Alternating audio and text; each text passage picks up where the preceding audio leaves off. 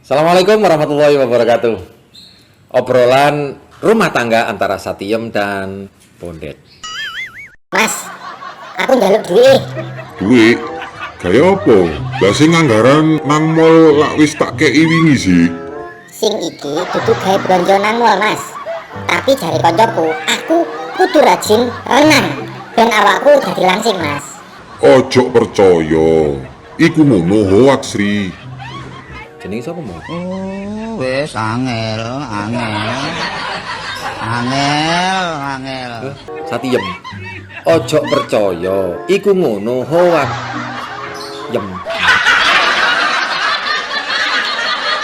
Ojo percaya. Iku ngono hoax yem.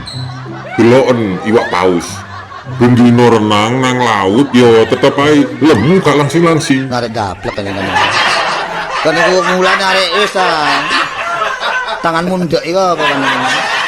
Wis. Oh ya wis nek ngono, Mas. Saiki aku tak budal blonjo nang mall. Raine Sri dadi mecong. Oh iya yem. Sekalian tukokno buah-buahan ya, apel karo apukat. Kayak apa, Mas? Loh, ya apa kon niku yam? Ya dipangan. Jari koncoku, nek sering mangan buah apel, apukat, kulit wajahku bakal mulus, tambah cerah, gantengi, malin nambah-nambah. Kan awakmu yo melok seneng toh, duwe bojo ganteng kaya aku. Ojo percaya, Mas. Iku ngono hoak. Loh kok iso hoak sih? Don, bedes tonggo sebelah. Saben dino mangan buah-buahan, tapi tetep ae raine gak berubah. Kakak lambemu iki, Mang. Zaman sekarang banyak tersebar berita hoak dalam banyak aspek. Mulai dari sosial, agama, politik, ekonomi, termasuk di industri keuangan. Paling rentan berita hoak itu akan tersebar. Karena soal uang itu termasuk salah satu urusan yang paling sensitif. Secara naluri, kita menginginkan uang kita itu bertambah dan menghindari uang kita itu berkurang. Apalagi kalau diambil dan dicuri secara sengaja. Ditilep, dikibulin. Sakit nggak sih? Orang yang korupsi dihukum berat karena berhubungan dengan uang. Berbeda dengan korupsi waktu atau korupsi hubungan. Kon iki jari sapa? Nggak terlalu dipersoalkan. Seorang pegawai yang sering korupsi waktu palingan tidak dipromosikan jabatannya menjadi lebih tinggi. Dan yang korupsi hubungan, dia palingan ya terancam dijauhi oleh teman-temannya. Tetapi kalau urusan uang bisa panjang urusannya. Bukan hanya perdata, bisa pidana loh. Apalagi kalau berita hoak itu dibangun secara sistematis sehingga menimbulkan keresahan masyarakat luas. Kejadian seperti ini seringkali berhubungan dengan isu saving, investasi, dan asuransi. Industri perbankan, reksadana, asuransi adalah sebagai lembaga resmi berizin yang diperkenankan oleh negara untuk menampung dana masyarakat bisa hancur dan tutup jika terpapar berita hoak atau yang kita kenal dengan rush money. Apa itu rush money? Rush money merupakan suatu kondisi di mana masyarakat secara besar-besaran menarik uang tunai di bank secara serentak atau diras dan dalam waktu skala yang besar. Apapun alasannya, para penyebar isu hoak termasuk perbuatan melanggar pidana, melanggar Undang-Undang ITE nomor 11 pasal 45 ayat 1 tahun 2008 dengan ancaman hukuman 6 tahun dan atau denda maksimal 1 miliar. 1 miliar loh. 1 miliar itu nolnya berapa? Tuh kon menclek maneh. Bayar sampai 10 tahun, 100 tahun, nggak akan pernah nyampe didenda segitu. Gara-gara tangan yang gatel. Setahun silam, kita diresahkan dengan isu hoak tentang COVID. Dan di tahun ini, salah satunya adalah tentang asuransi. Mereka mengatakan bahwa perusahaan asuransi secara sengaja melakukan penipuan kepada nasabah dengan segala macam cerita yang belum jelas.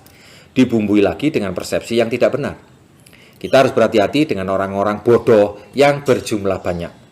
Mereka yang teriak-teriak merasa ditipu oleh perusahaan asuransi, pada ujung-ujungnya setelah kasusnya didalami lebih Dalam lagi, sebagian besar lantaran karena tidak mendengarkan apa yang telah dikatakan oleh agen. Karena agen hampir 100% harus melalui sertifikasi dan pendidikan yang benar. Tidak membaca kontrak perjanjian yang telah disepakati, itu yang paling banyak.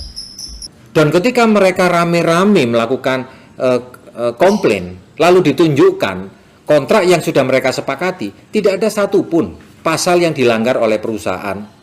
Dan para nasabah bodoh ini Kau nek ngomong sing genah, ojo ngowos ngomong. tetap memaksakan bahwa dia diberi penjelasan yang tidak benar oleh agennya. Padahal standar operasional perusahaan asuransi, begitu polisnya sudah disetujui, maka akan dikonfirmasi ulang oleh perusahaan melalui telepon langsung apakah sudah dipahami si kontraknya. Itu pun masih diberi kesempatan untuk mempelajari selama 14 hari sejak polisnya aktif, dan dia berhak membatalkan secara sepihak, uangnya balik 100%. 100%. Loh, nek ngene jelas terang gamblang cetha trewelo-welo. Namun kasus yang sering kali diangkat adalah kasus basi yang sudah terjadi tahunan, bahkan puluhan tahun yang lalu. Dan anehnya tiba-tiba mereka merasa dirugikan, bangkit bersama-sama mengajukan klaim. Ini persis seperti Anda sudah menikahi istri Anda selama bertahun-tahun, meski belum dikaruniai anak, tapi semua fasilitas dan onderdil yang ada pada istri Narek daplek kan ngene. Kan iku mulane arek wis tangan mundek iku apa kan. Wis. sudah Anda gunakan, lalu begitu saja mengatakan bahwa Anda merasa rugi menikahi istri dan Anda mau ganti dengan istri yang lebih muda, lebih cantik, serta lebih bahenol. Wah repot ambek buta terong ya. Lalu Anda mengabaikan semua pengorbanan yang telah diberikan oleh istri Anda. Menurut Anda, orang seperti ini benar apa enggak? Kembali pada topik asuransi. Menyatakan bahwa perusahaan asuransi secara sengaja melakukan penipuan kepada nasabah akan merusak reputasi dan mengganggu bisnis asuransi jiwa, bisnis industri asuransi jiwa di Indonesia. Padahal di tengah pandemi COVID-19 saat ini, peran asuransi sangat penting dalam memberikan proteksi kesehatan kepada nasabah. Saya adalah nasabah asuransi, dan saya adalah agen asuransi sejak tahun 2013 hingga 2021 ini. Sebagai pelaku bisnis yang pernah meraih prestasi, saya seringkali terhubung dengan jajaran manajemen.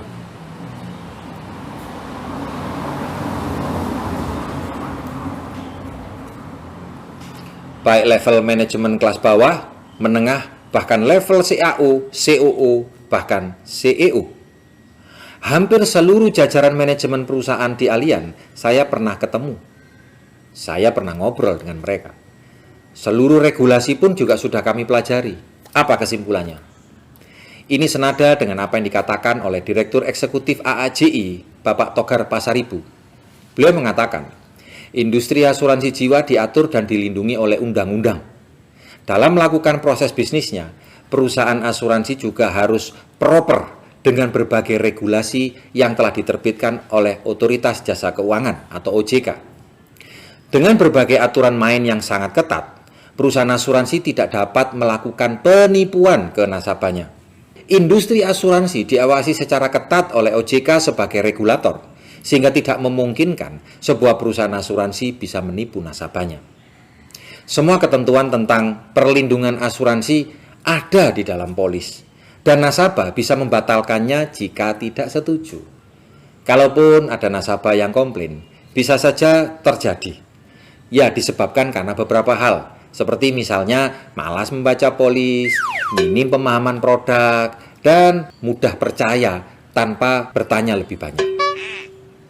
Jika ada komplain tetapi berpotensi menjadi masalah hukum, khususnya pelanggaran terhadap Undang-Undang Informasi dan Transaksi Elektronik atau ITE, sebaiknya nasabah menyampaikan keluhan secara langsung ke perusahaan asuransi sesuai kesepakatan di dalam polis.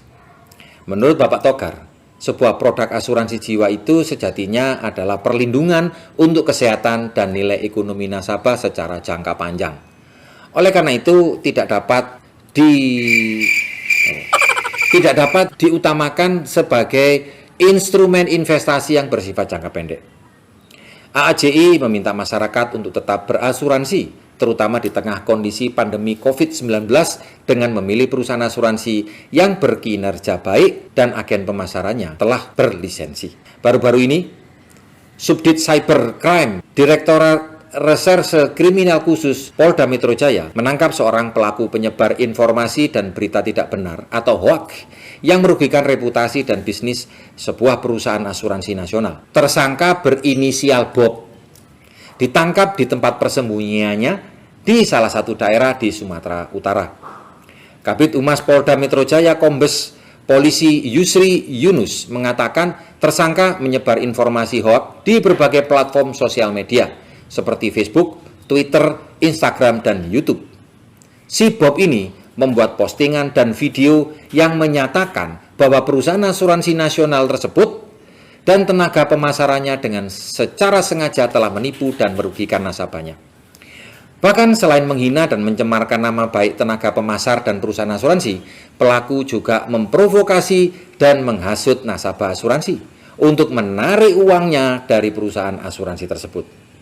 Pelaku mengiming-imingi bisa membantu nasabah agar perusahaan asuransi mengembalikan dana nasabahnya seluruhnya, asalkan nasabah memberikan sejumlah uang sebagai biaya jasa atas bantuan tersebut. Bedes nggak sih? Ngomong lah, Bim, gak ngerti apa.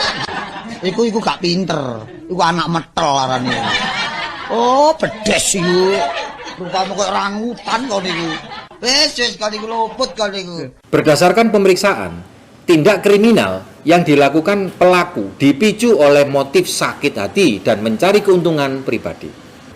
Aksi pelaku Bob itu berpotensi melanggar pasal 27 Undang-Undang ITE dan merugikan industri asuransi nasional yang dilindungi oleh undang-undang, serta merugikan masyarakat di Sumatera Utara.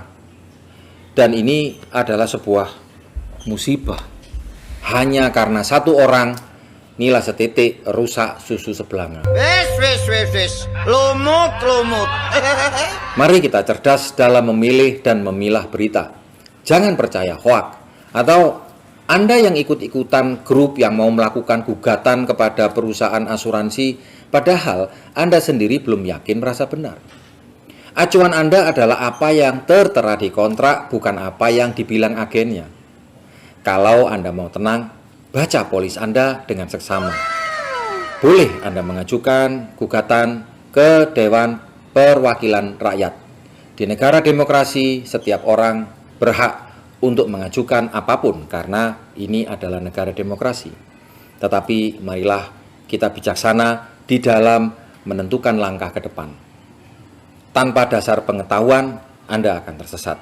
Dan hati nurani adalah kompas batin Anda. Semoga bermanfaat. Klik like dan subscribe dan nyalakan notifikasi loncengnya. Assalamualaikum warahmatullahi wabarakatuh.